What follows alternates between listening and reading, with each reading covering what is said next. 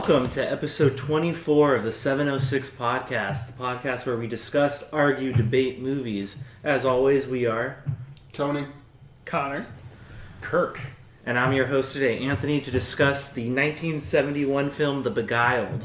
So, The Beguiled is a sort of melodrama western starring Clint Eastwood as a sort of injured Union troop who falls in battle into Confederate territory, where he's rescued by a young girl and dragged back into a seminary school for women where relationships ensue, trouble begins, and whatnot. But now, did you guys like it? Did you hate it? Did it replace Under the Skin as your favorite movie? What did you think? Let's start. Yeah, no, well, the first half I was more intrigued. I was like, where is this going? What exactly kind of movie is this? How am I supposed to be feeling about these characters and this situation and all this? And then in the second half, when legs start coming out, I'm like, oh yeah, this is my place. This is my town.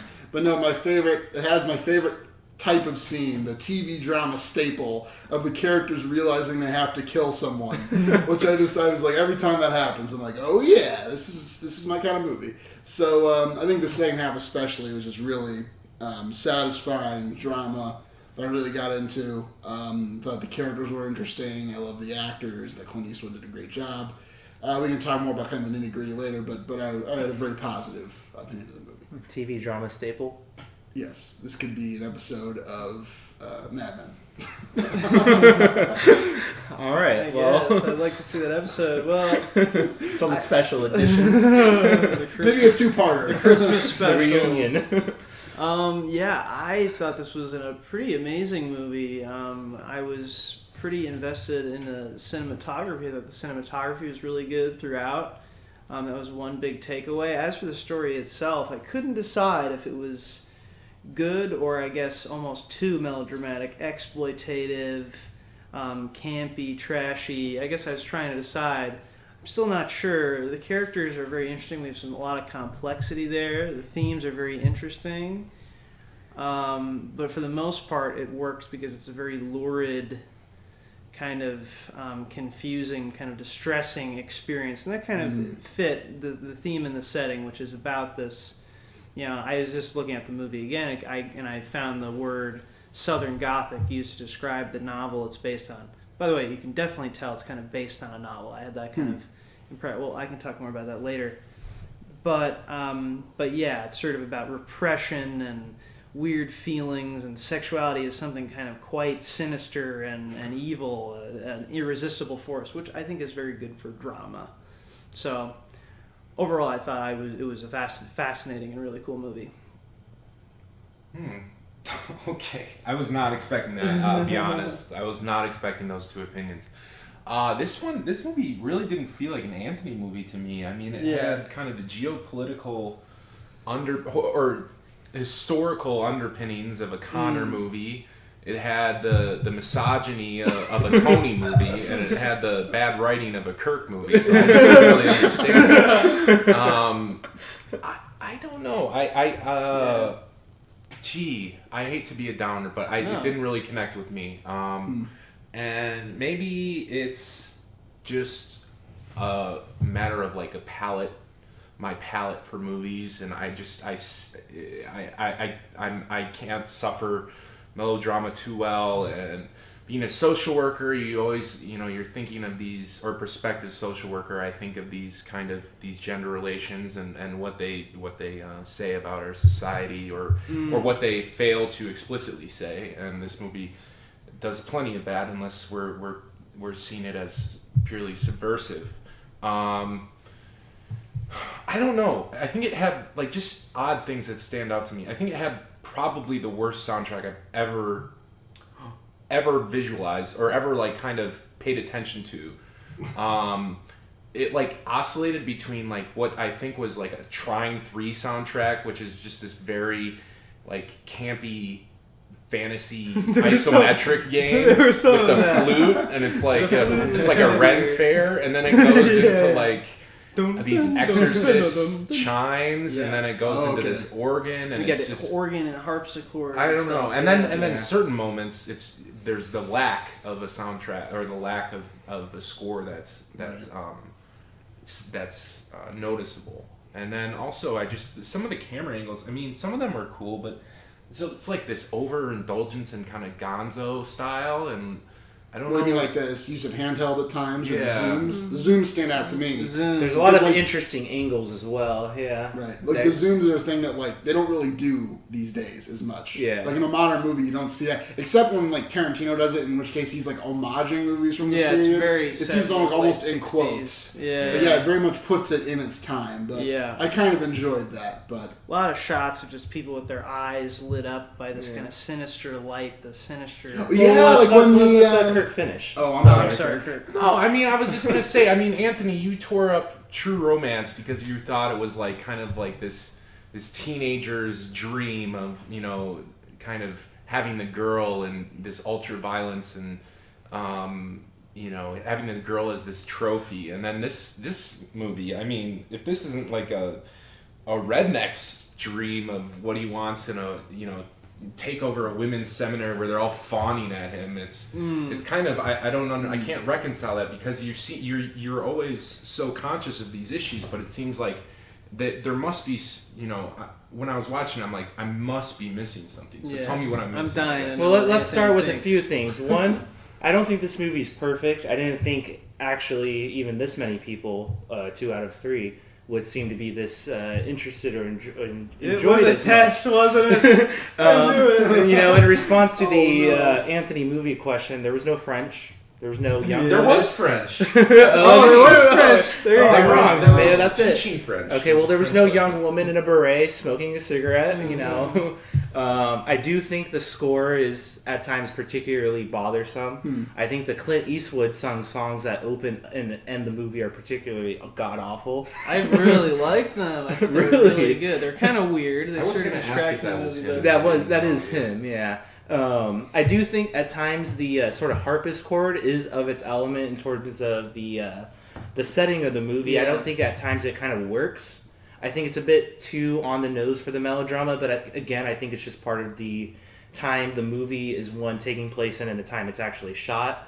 I think that's something that actually, I mean, I don't know if this is true, but I feel like it's very Twin Peaksy. I'm curious if there's a sort of connection somewhere between those two. But the thing I find really interesting about this movie, and we talked last time, or I don't remember, but in the meantime, since the last episode, Sofia Coppola is remaking this movie as well, which I didn't know when I first thought about pitching it, but now it's on the air. Mm-hmm.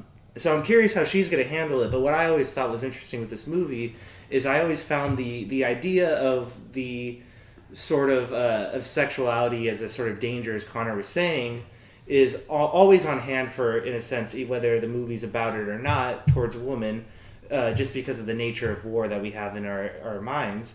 But in this case, on one hand, it does seem to be a sort of male fantasy gone wrong, which is particularly, I think, problematic. But at the same time, I find this thing of him wanting to sort of engage in these sexual acts as lustful and respiteful on one hand, and on the other hand, I find the idea of the 3 women's lust for him particularly troublesome as well, because in some sense, I think of Carol's as like very almost threatening. In some sense, her lust for him, while it on some degree is wanted by Clint Eastwood's character, I don't find it fully so. And I find Martha's particularly interesting because the lust seems to be a fulfillment for a brother. I think of sort of a weird incestuous relationship that we don't quite get a full story of. This brother who fought for the South is not in the movie at all as a present force, except in memory, who is also shown as the worst fear of the Southerner, right? He's unmannered, he's, raping a black woman at one point and on and on. I think also I find the black character very interesting as well, the idea of, the slave as the one sort of minority force in there and how she reacts to his advances and whatnot. I don't think that's particularly helping to explain myself, but those are some of the... Did we ever figure out what happens with the brother for sure? Did I miss something, or was it just this vague, he went missing? You don't hear about it if I remember right. The last thing you see is him perhaps forcing himself. We don't even see if he succeeds with the slave. Yeah. And then we hear about him in the letters, but we actually don't even see what's Yeah, in the it's letters. one of those things where I was like, wait, but did I miss something? Because I thought, like, it seemed like for sure it would have come out at some point. But and it's like Connor says, it's particularly a Gothic sort of trope. You know, very Edgar Allan Poe. Well, the idea of this weird relationship under the surface. Yeah, it's repressed. And it's really interesting and kind of weird. It's a part that I guess I like it for its melodrama, its luridness, but it is so strange and kind of what function did it really serve in the end for have this relationship where, for instance, we're first introduced to this where someone says, oh, like, Martha, he reminds me of your brother. And suddenly there's this snap zoom from the other side of the room to the painting on the wall where they're, and it's da-da-da-da-da, and it's like this organ starts going, and then we see them frolicking. And I think I got a laugh out of several of us because it felt so hyper dramatic. And that never really pays off because we never learn much more about him. And I thought, to me, it just distracted from Martha's very interesting thing, where on the one hand she does have this lust for oh my god, the man McBee, right? But at the same time, she's the character who's kind of the most ethical, as she mentions herself. She's like, I have an ethics. She's trying to do the right thing most of all, whereas the other characters often do more what they want. She's a character who has a clear conflict between what she wants to do and what she thinks is right, which I thought was interesting. But I thought the brother thing kind of distracted from it. And again, it was a thing that felt like this would have been a thing better communicated in a novel. Those flashbacks are a little distracting. They're a little bit like, I wish there was a better way. And the same when you hear the voiceover of characters' thoughts. It feels really inorganic. The voiceover I find particularly kind of actually I don't think it's a huge problem, but I find it an annoying thing in the film. I think it really only works for the young girl in a way because I think that's our introduction to the movie. And I think it's interesting because Martha's the only one we get a sort of backstory towards like that. Yeah. Mm-hmm. Like, why do we hear about her relationship with her brother and not hear about perhaps anything else with the other two women that are most, vying for his attention? We do get Hallie's husband that she mentions, but it was just, to me, there was a conflict. But that extensive. Yeah. Why did, it was the thing I was so conflicted about. Like, a lot of things about this movie I'm realizing is, for instance, moments where we have the literal flashbacks. We literally see shots. Yeah. Mm-hmm. And this is something that tells us, we learn when Clint Eastwood's character, McBee, is lying, right? When he says, oh, I'm a Quaker. I've never shot a man. And we see him actually, a flashback of him shooting a man. Very effective, cool thing. And we see that for a lot of things, but not for, say, Ben. We don't see flashbacks of other people's backstories. It's mainly a way of just showing us when someone is lying, or when we can't have an inner monologue, but we want to represent inner monologue by something else, or I don't know. It's just, I don't mind. See, weird. I like the flashbacks to him shooting because, and again, in the book, I imagine how it would be written. I haven't read the book. I was usually but actually, I did kill people. Like in the movie, it almost feels like that. It does lend itself to cinema because we can hear him say one thing and literally see a different thing. So that makes sense to me. The voiceovers bother me a little more because they literally felt like they didn't even need to be there. I felt like the studio was like, well, this is pretty good, but we don't know what they're thinking. Like, we don't want the audience to have to think about what they're thinking. So, just eliminating all ambiguity. Yeah, I feel like we know what they're thinking too by the looks on their faces. That's what I'm saying. You don't even need it. It's so annoying. It does seem like a studio sort of intrusion. Yeah. And I like though in the flashback about him lying is you don't fully see the flashback take over. You're still seeing his face in that corner of the screen. Which is something the film does overall for all the flashbacks though. Yeah. Because even Martha's face is there too. Which one were you referring to, Tony? What are you talking about, the flashback? Yeah. When he's talking about, I'm a Quaker, so I never have a weapon. And then we see him actually holding the gun and blowing up people. You were commenting on the faces, the physical reactions of the characters? No, there are a few moments in the movie where a character will be looking at something and we'll hear in the echoey voiceover, I can't let him get away, or whatever. And it's just sort of a, unnecessary intrusion. It's sort of this voiceover. I guess it always distracted the lady on the roof, when she was trying to warn them. It happened 2 or 3 once with Carol, I think, when she's outside. It was 2 or 3 times. Yeah, they're very simple. Here's the character's motivation a lot of the time. It's not an interesting but it feels like this. They could have communicated in some other more cinematic way. It's more of a. Probably that wasn't in the book exactly what was in the book either, but. Well, let me ask you, Kirk, real quick, because let me just. I'm trying to find the painting. Do any of you know what that painting was? The religious painting? Yeah, the religious iconography that they had. I'm not quite sure either. I'm curious what that was, but all of my Google searches are for naught because of this new movie. What were you going to ask, Kirk? Oh, no, I was going to say, I find it interesting because to compare in a movie like True Romance where it seems like the man is completely in charge of sort of the action and sexual, happenings around him. What I thought was interesting in this movie is whatever route he takes seems to be a path towards doom. With the three female characters, they all want him, and whether they'll accept it or not is a different story. But we know through the Martha and Edwina seemingly tie-in in that painting, they're both having the sexual fantasies about him, and we know Carol as well is openly verbal about it. But whatever door he would have ended up with would have seemed to put him at ends with the other two. Like what happens if Carol didn't come down? He goes to Martha's. Edwina finds out, whatnot. What did you make of that? Well, I don't think that necessarily speaks to any of their individual agency. I think it speaks to the fact that the environment in which they're in. The fact that he's one man and there's like 9 women, and so he's outnumbered, and I don't know. There's like this strength in numbers type of idea, and there's obviously these cutting jealousies, and it's hard for me to see it as kind of like they all have these nuanced conceptions of why they're chasing him or why they want him. It just seems like it's merely man comes in, women are horny, women want man, women devour him. I mean it's just like, I don't know, you can project everything you want onto him from their point of view, but it's like the idea to me is like it's forcing this deterministic bullshit on me, which I kind of hate, which is like, oh, I can't, my lust is too strong. It's like, it plays the role of like a fate, an irresistible force. What are they going to do about it? I would say, Kirk, I can't address all your points, but the comparison to True Romance, again, like I see this as extremely different, because in True Romance that guy's just like a cool guy who good things happen to throughout the movie, whereas this is a far more like Clint Eastwood isn't necessarily like a cool guy. He's not a guy you like want to be. He's this super like gray, like kind of bad dude who like does some very unflattering things. And you don't think there's like deviance admiration in our society? Like, let's just look at the fact that Goodfellas is an amazing, well-loved movie. I'm saying it doesn't matter that he's a bad guy.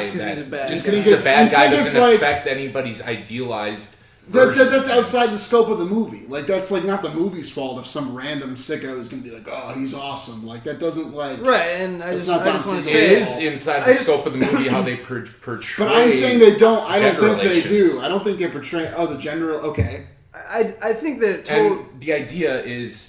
Okay, yes, it's not the ideal situation because, like, he gets his leg, spoilers, he gets his leg cut off and he gets poisoned and killed, okay? So obviously it's like he's doomed, but what were his original prospects? I mean, he was going to die in the woods, so he got to, have these women fawning over him and he was saved, and so it's like the idea that he was given his second life and he had the rule of the roost, and so I think you look at it relatively, I think to me, it's like, it's just he totally took advantage of them, obviously, and it's not like we're meant to think he's a good person, but I think there's some gratification there by seeing how he so easily manipulates them, where it's like they don't even question that he's manipulating them.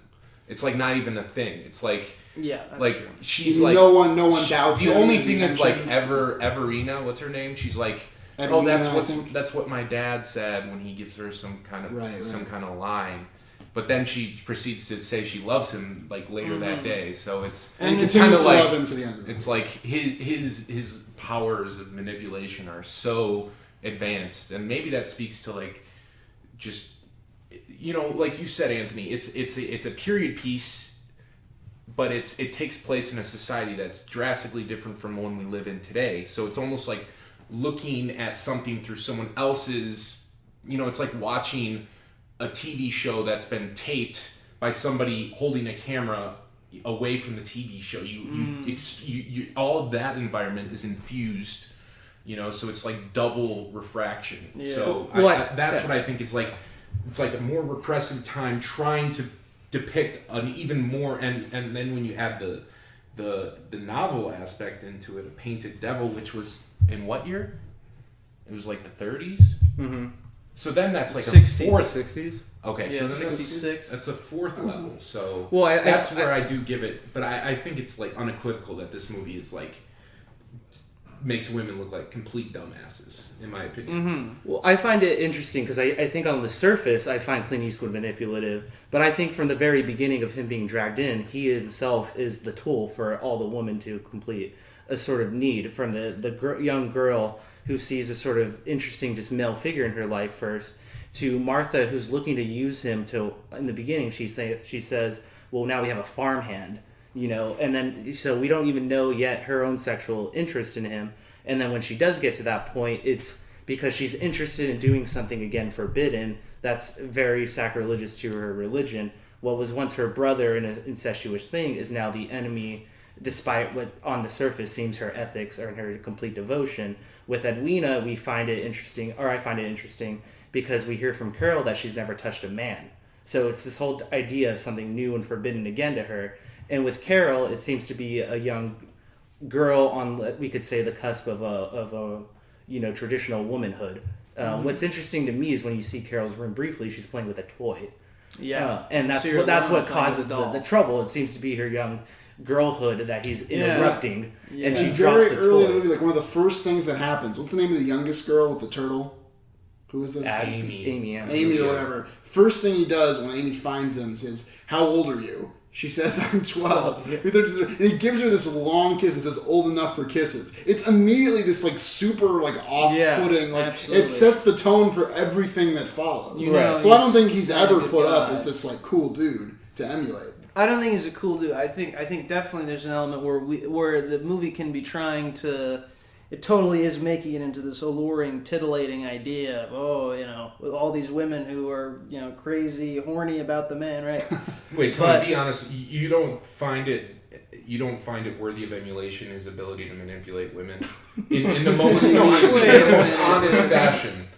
What do you Seriously, mean? The fact that he can choose between all this he has this bevy of women he can fuck whenever he wants. You don't find that worthy of admiration, and you don't think we're meant to find that. We're meant to find that disgusting. You're saying the director is that puritanical. I'm saying that there's This is very complicated. There's a titillation. Yes, right? yes. There's a titillation, we're supposed to feel wrong about it. That's the whole gothic kind of feel. Many movies will do this. They'll set up this again, you say Goodfellas or Wolf of Wall Street or any number of, not that that's comparable to this movie necessarily, but it's like an appealing situation that's also fucked up, and it's like you know what I mean? It's deviant admiration, but it's showing why it's bad. It's showing why it's bad, though. Yeah, but I think the movie. Why it's good. I think the movie is more puritanical than deviant admiring, right? I think it's more about this. Ooh, it's dirty, sexist, gross. Ugh, like women having desires. And I think while it acknowledges is an interested in women having desires, ultimately we know that McBee is a total bastard, but we realize that also the women, despite being innocent in some cases, despite being wise and ethical and admirable in other ways, their lust is a bad thing. I think Hallie, the slave character, is the only one who's not. In terms of she doesn't have any moment of really giving in or surrendering to her lust, but in every other case, the woman is made to look like a fool because of her sexuality. I think so. I think it's definitely not a progressive movie, nonetheless, an interesting movie, and it does carry some interests of the time and about sexuality. And Hallie is the one who has the moment that's sort of on the nose early in the film when he first wakes up, who tells him, "You don't understand, we're both prisoners here." It's sort of the kind of opening note for like pretty much the end after that. I think for sure. And she's a really cool character. Yeah, they're interesting. Like I said, I'm very ambivalent about a lot of this movie, but I was gonna mention interesting. Just the idea that it's Clint Eastwood, right? Mm-hmm. Because that, and I think this is undervalued as a causal element in a lot of movies with famous actors. that I see a lot of his other roles in him, and I see him in the movie. So, I was watching. It wasn't necessarily like watching a character actor, or if seeing this in a play, I might have had a different response to it. But I was seeing kind of the cool, cunning. Well, I didn't see him as an antagonist until the last 20 I minutes think of the that's movie. part of it as well, as it sort of smuggles it in there. As he's this charming guy, and he becomes, And I think also, they're subverting his charm. But also, it's 1971 Clint Eastwood. This is barely after the Man with No Name saga, which were actually huge blockbuster movies, and this is still before Dirty Harry even kicks him off. So it's the same year, same director. Well, yeah, but this came out beforehand. Okay. So and Dirty Harry, whether he took off instantly after that, I don't know. He is a famous actor, but I don't know how. When was Escape from Alcatraz? It's before this, right? Had to be. I just don't know his filmography. What was $1 Million Bill? What about Trouble with the Curve? When was that? Oh no, my mistake. That was 79. Okay. So I wonder though. I don't know the answer. I just wonder how much of the charming persona we know is thrown in there, or how much of that's retroactive. That was me now in 2017 saying that. I had no idea at the time how charming he was. But there's something about How do you feel about it, Tony? I love him. He's my favorite. No, stop. There's something about the way he looks and the way, this may sound weird and maybe just my opinion, but I think there's something to this. But the first shot where we see where Clint Eastwood is discovered by this 12-year-old girl, and where we frame the shot where he kisses her. He says, "Oh, 12, old enough for kisses." It's this very creepy, disturbing moment.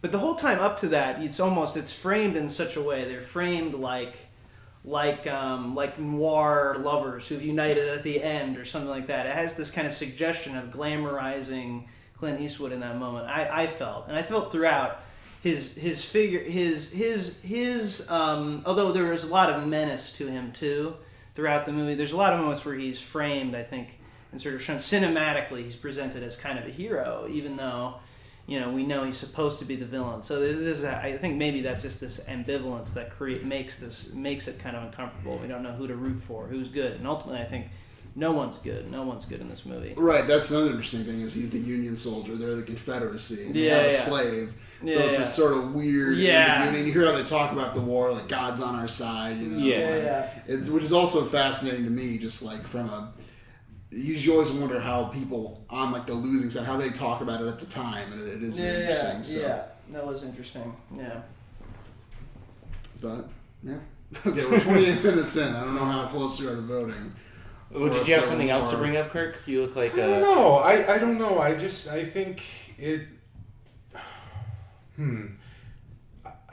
Yeah, I can't put my finger on it, but I enjoyed it. I actually enjoyed watching the movie. It wasn't necessarily unfun to watch, but it might be one of those things where I just put too much emphasis on the means rather than the end, because the end, right, is that he got his comeuppance, but it's at what cost? He's ruined these women's lives, and he had his go of it, and it's But he never gets that. He never gets that thing where he rules the roost either. He says he's going to do it, and he tacitly does. We're ready for them to kill them because he wants to do that. But then it's undercut by the fact that he just goes to his room. Edwina says, "Oh, I love you." That's weird. That's clearly there's some kind of Stockholm-esque. There's something very wrong there. But whatever. Then he says, "Okay, now I'm leaving. I'm not going to do that." Right? So then the threat of this tyrannical holding them hostage kind of disappears, and that's kind of, again, an interesting thing, because by then they've already poisoned him with the mushrooms, and he's already dying. So it's kind of... And I find it interesting that we haven't even really talked about Edwina.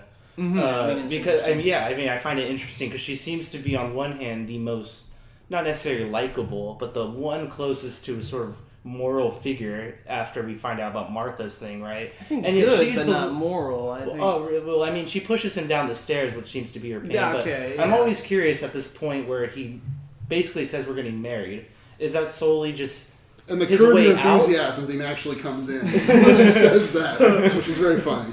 But is it on one hand, is it just his way out of this situation? what's going on. It was also the first one that he preyed on in a way. Was that just because he senses a weakness in I her? think it's gotta be, but It's never quite tells us. Yeah. And I mean Edwina though is the one I think most torn apart at the end. Yeah. Her completely red eyes. Carol does not seem to even care. In a way, she seems to be completely ready to move on. Mm-hmm. Martha seems to have a sort of pleasure to it.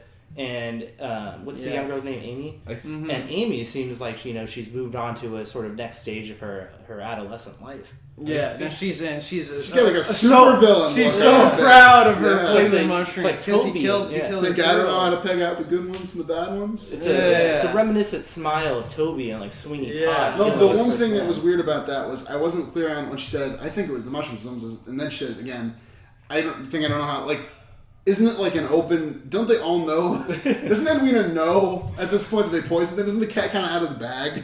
It seems weird that I guess they just don't talk about it. Well, you don't want to put that on an 8-year-old girl. But the girl knows. She says, she's smiling. Well, Maybe they don't know that she knows. I connected it with, again, the idea of sort of repression, these horrors we all have, and then she's pushing it sort of in a way underneath. They just don't want to talk about it. Yeah, underneath the language. And there are even a couple times when, I don't know anyone's name in this movie, the matriarch, the headmistress, Martha, says in numerous other times in the movie, we just won't talk about that. Yeah. What just happened? This horrifying thing we all just witnessed, let's just not talk about it. Right. So that would be in character. Yeah, even when it's right there. His body is right there, and they're burying it all together. And just get the job done, and we'll go back to normal. Yeah. Exactly. Anyway, well, we can move on to voting in a second. I just want to say real quick that about the cinematography, one thing I found interesting this time is that it is often, when the camera is just still in a room, and it shows the door, it's always the woman entering and exiting.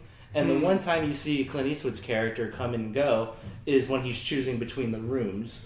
And when he has the gun. And where does he go? He goes downstairs to the basement for wine. Right. Which I find interesting is he's always walking towards his doom in the two moments we get him at. Yeah, towards the thing he wants that will undo him. And both the wine, too, he gets drunk and acts rashly, kills Amy's turtle, and then oh yeah, poor turtle. Another laughing moment. That was absurd. That was like Tim and Eric absurd. That was just so funny. That was really great. You can't buy that would happen. The prop turtle. No, I'm just. It was a real turtle, guys. So awesome. Sorry. It was kind of random, just the picking it up and just to inject drama into the scene, But I think Randolph is the best character. Randolph. I do remember his name. the one male character. Clint Eastwood's name. Yeah, I'm sure. Right. Okay. Although I'm always the bad guy. Hot stud muffin. All right. Okay. Well, we can move on to voting. Get ready for the Lord comes. Lord.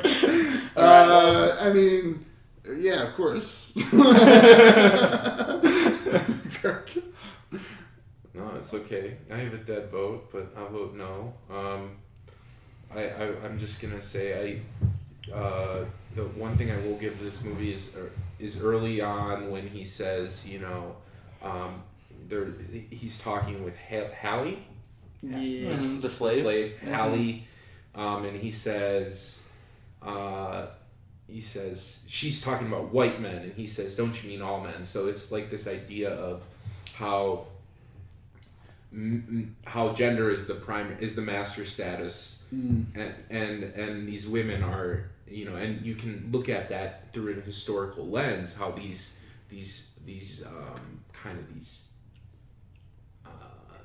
intimately oppressed people, as Zinn titles them, are how they must have played throughout history, and how conspicuous their absence is in history. So I did find that interesting, but just I just have to vote no out of principle. It would be kind of like almost like a World's Greatest Dad moment if I voted yes now, which I truly regret. It was a Stockholm Syndrome moment, right? I think you literally didn't understand the premise of the podcast. Yes. Okay. So it must have been because I picked your movie. Yeah, I know. Here we come. So I am still ambivalent about it, but my ambivalence is positive. It is a positive ambivalence. It's that's interesting that it does confuse me. I I haven't because it's partially because because it was recommended by Anthony. This is a movie I just seen, and I thought, it depends on how you two think about it. Does the author, does the creator want us to be asking these questions, or is it just kind of mistakes he or she has made? But Death the author, man. True. But NYU grad over here. Yeah, no, true, absolutely. So in the spirit of Death the Other, I would say, yes, I think it is. It makes us ask a lot of questions. Yes, it's a very sort of lurid, again, titillating kind of watch, which you may not enjoy that kind of experience, but it is interesting. Well, I think Connor has found the topic for his graduate school admission essay, and I am glad it got in, but now let's just, apologize that four men have been talking about female issues for 35 minutes. It's true. I also like to perk out, but Kirk, you lost. You now have to put on the diaper and walk around the block 3 times. That's all right. Better luck next time. All right, so now, as everyone knows, next time is our 25th episode, and in honor of that anniversary, which we never thought we'd make it to, we're going to do something a bit different here. No one thought we'd make it. I mean, aside from Tony insisting we do a profile for his favorite website, Breitbart, I think we're gonna do something special, but you were going to mention it, Mike. Look, it's important. There's so much bias in the media. Yeah. And we got to get it straight from the source, so. Well, that's a good Tony soundbite we got. All right. So normally we do an upcoming voting section, and it's going to be similar. However, as opposed to nominating a movie that one of these three think should get into the 706 list, they're going to nominate a movie they think should not belong in the list, and that would probably be voted, yes, by the other three of us. So is that about right? Is that what we're doing? I think so, yes. Kirk was saying to me earlier that I didn't like this idea in the past. I'm like, what are you talking about? Now I'm remembering why.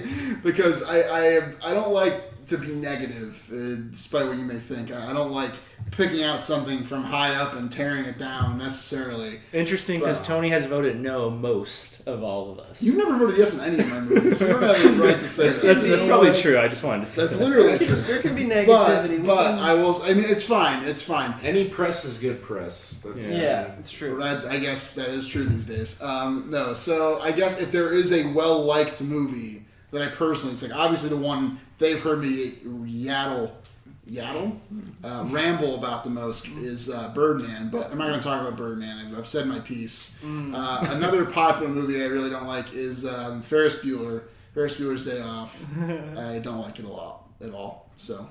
Okay. Is that your pick? Tell us a little bit about it, or no? Because I want to save my spleen. Well, you don't even want to do the synopsis, or well, you know what Ferris Bueller is. Okay, it stars Matthew Broderick. No. I didn't think we needed a synopsis. What's your take, Tony? What's your thing? Just give a quick. I just find it really obnoxious. I don't like the guy. The whole movie just skews me out and makes me really angry. And I fully admit it may have something to do with. I'm anticipating Kirk over here. Before we can joke about this, I'm sure there is something wrong with it. I'm sure there is some kind of deep-seated high school anger that's not resolved. That's the reason for this. But at the same time, cool kids, you mean? Yeah, but at the same time, I do think it is a crummy movie. It's a crummy film that instills crummy values in children. Is this a John Hughes movie by chance? Yeah. Okay, I was curious. So anyway, go ahead, Kirk. Okay, so my movie, all of my co-hosts have heard me voice displeasure about, and it's a movie with Tony's favorite actor. It's a little movie called The Social Network, and ooh, very good. Interesting. I have a Walton Goggins is in The Social Network. It's great. It's great. I have a distinct distaste for this movie, and I just it seems very it seems to rely on other devices rather than kind of more. It seems to rely on things such as fame, individualism, kind of just this hedonistic kind of amoral post-modern bullshit that I think it like kind of comes together in this just hot mess of half-baked fetuses, and I just don't like it at all. So, I mean, I can obviously expand on that, but it's a really good plus touch. Jesse Eisenberg, I mean, not a fan. But anyways, go ahead. On second thought, I also hate The Social Network. That's also my pick. So go on, Connor. I also dislike the Social Network. Well, I'm torn about it.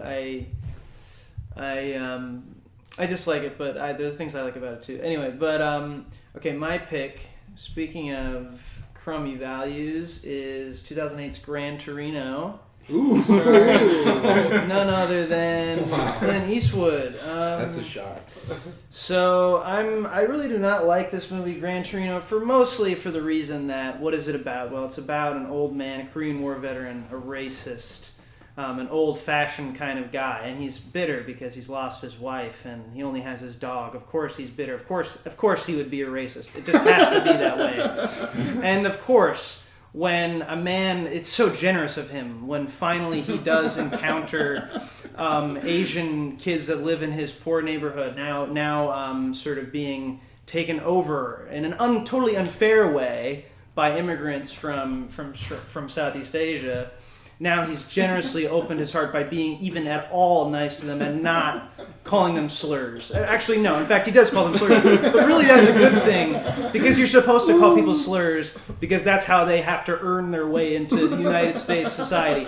Anyway, it's a Clint Eastwood directed movie, sort of conservative in values, we could say. So this is a political kind of question.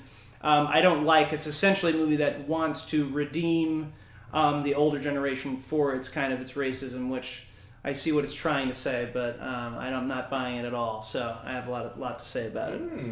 I gotta say, I like both of their picks. I would rather watch both of these than mine, honestly. I guess that's the nature. Yeah, you're right. I guess that's the nature of this thing. Well, I just found it interesting that you guys said 3 of the top 5 of my Rotten Tomatoes movies. Exactly. So These are all his favorites. These are all my favorites. Anthony will never 1, 2, forgive and us.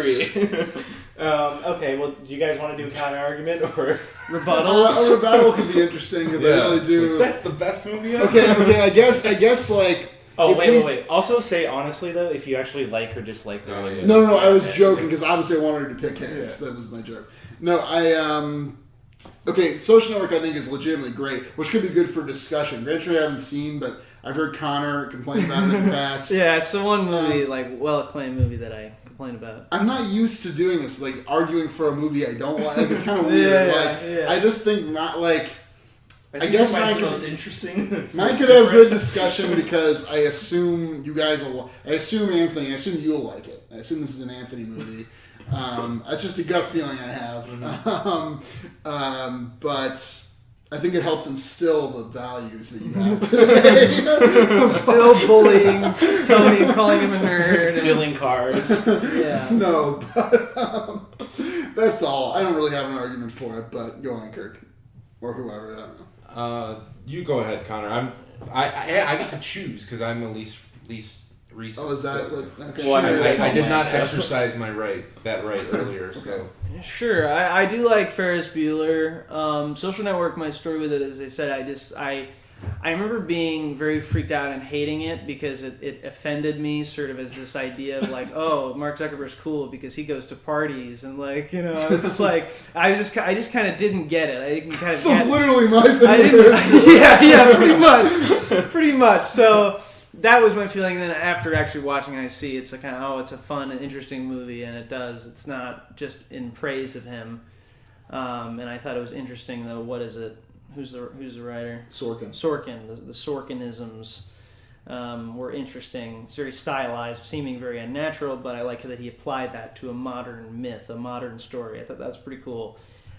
So in that spirit, I wouldn't say it's worth the tearing apart that Gran Torino deserves, because it is sort of, again, I have to admit that it's been more political. It's not going to be as cinematic a discussion, but I still think its interests and what it wants to do is kind of, well, again, we shouldn't judge a movie based on what it wants to do, but rather how it does it, I guess. But But Gran Torino, I do think it doesn't. While it addresses the idea of nuance and tries to be a movie that's nuanced, and that's why people like it because it's so nuanced. Mm-hmm. It still has this view that is very cut and dry, not very nuanced, very absolutist, and allows us to just forget and not worry about anything ultimately.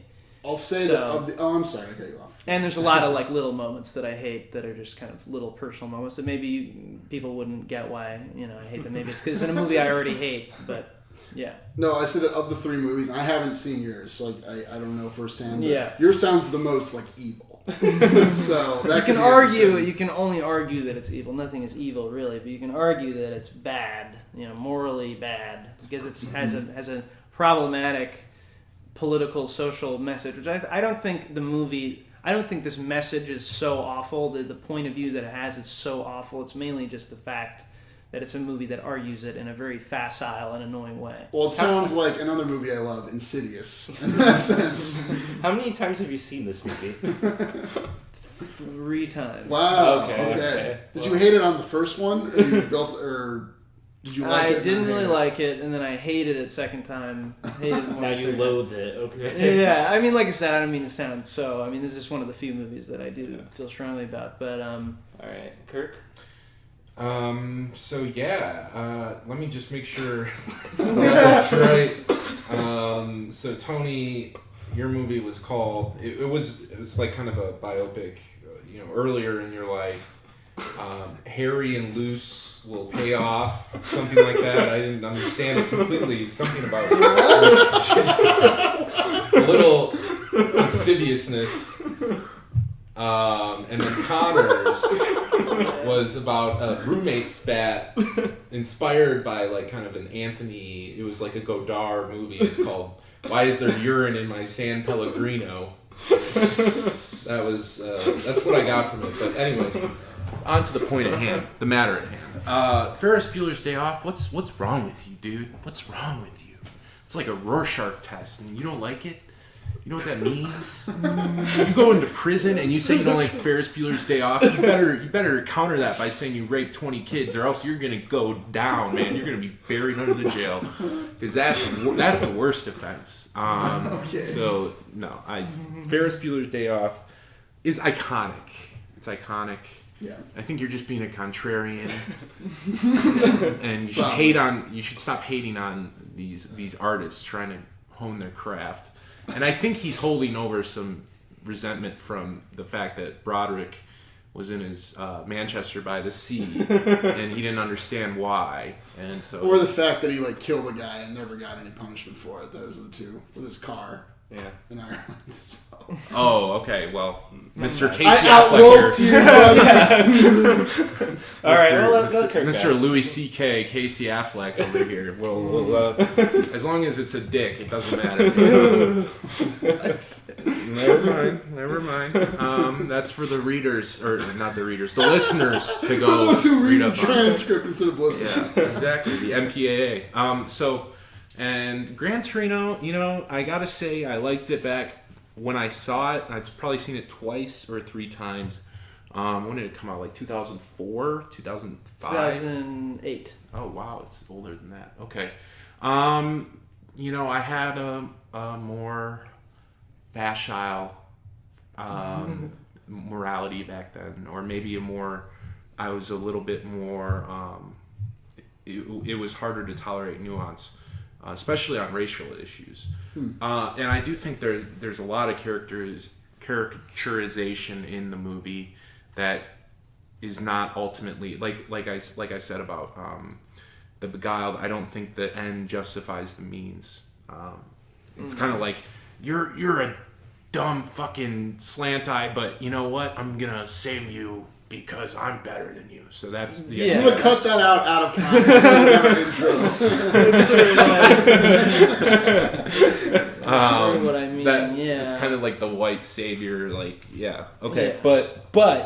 But I think Clint Eastwood plays it well. Sure. So I don't know, and I think it's kind of, I want to see how that movie. I don't know. I would be interested to see how other people would react to it. But I've seen yours. I like it. I have seen yours. I liked it, but maybe I wouldn't as much nowadays. Yeah, maybe I don't want to just. It's socially not just, conscious. just a social correctness litmus test. I mean, just there are elements of it that are just a little put upon. But mine, I think, is the ultimate word. Just the worst. Andrew Garfield and. What we knew it was the beginning of the end. This is prequel to Amazing Spider-Man, and we had what's her name? She was in The Office. Was it Rita Wilson? Is that her name? No, you're thinking of Rita Jones. Yeah, Rashida Jones. Rashida Jones. Yes, I was thinking of Rebel Wilson. Rashida Jones in like a 5-line thing. It's just there's so many parts of this movie. I actually would take notes if we were to pick this, because it's one of those things where I feel like the critic in the Muppets up top in the balcony, because it doesn't resonate with me, and I think it speaks to kind of this gawkerism in society, and it's also about like you correlate it with the Founder and with certain other movies where it's just about, and like Steve Jobs, not the first one. I have seen the Ashton Kutcher one, which is like it's just like this idea of like just gratuitous fame and fortune out of nothing, and it's just this American circle jerk that I just I really don't have a taste for. Porn. Yeah. Growing genre. So anyway, it is. I think there's a theory laying in wait for that. So anyways, that's my take. I was rather long-winded. Sorry. So it was I'll kind of just like the movie, the Social Network. No, save your burns. The Social Network. Oh, okay. All right. Well, I'll just say real quick that I've seen all of their movies at least once.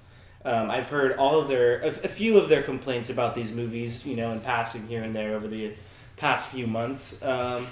Let's just say, for Tony, I also hate Ferris Bueller's Day Off. Actually, sorry for judging. When twist and shout scene comes on, I get a little bit pissed off and a little unjustifiably angry for some reason.